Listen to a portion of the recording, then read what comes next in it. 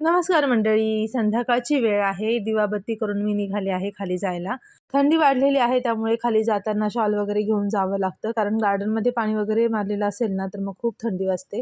मला ना रोज वेगवेगळे इयरिंग्स घालायला आवडतात. म्हणजे ड्रेसवर मॅचिंग किंवा असं.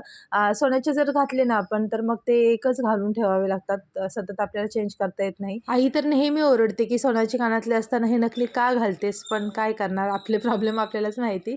तर चला आता मी निघाले आहे खाली जायला. जाण्याआधी ना मी पुण्यावरून येताना मटार आणला होता, तो मी घेऊन चालले आहे साफ करण्यासाठी. 2 किलो मटार ₹100 ला मिळाला होता. रस्त्यामधून आम्ही गाडीने जात होतो ना, तेव्हाच एक शेतकरी वगैरे असतात ना, ते घेऊन बसले होते. तर आता इतका 2 किलो मटार एकाच दिवशी नाही होणार साफ करून, त्यामुळे याच्यातला हाफ मी घेऊन चालले आहे.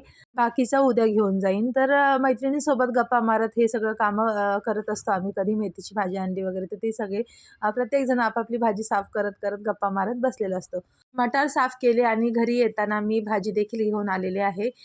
शेपूची भाजी, कोबी आणली, मटार बघा साफ करून झालेला आहे आणि इतकं काम हलकं झाल्यासारखं वाटतं ना बघा. इतका सगळा मटार होता, कधी साफ करत बसले असते मी घरी आणि किती वेळ गेला असता, बोर पण झालं असतं. तर खूप गोड होता मटार. आता हा फ्रिजमध्ये स्टोअर करून ठेवला, की भाजीचं टेन्शन नाही. कधी पण जेव्हा हवी असेल तेव्हा पटकन आपण काढून यूज करू शकतो. आता हे लाडू जे मी बनवले होते ना खारी खोबऱ्याचे, ते मी बांधत असताना माझे हात दुखायला लागले म्हणून बाकी मी थोडं तसंच ठेवलं होतं. आता याला पण बांधून घेते. तर असा होता माझा आजचा दिवस. Bye bye.